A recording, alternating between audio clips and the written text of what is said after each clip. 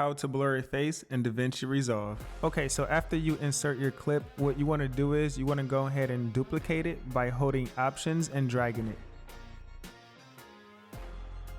Okay, after you duplicate your clip, you want to go ahead and go over to the color tab.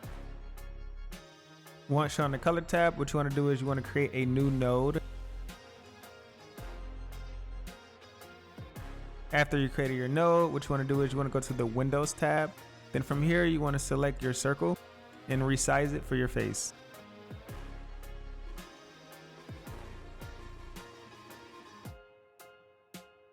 Okay, after resizing, what you want to do is you want to click Tracker and track forward and reverse.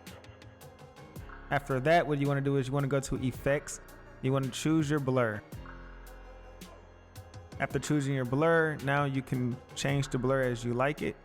And that is it for this video. I hope you guys enjoyed it. If so, subscribe to the channel for more videos.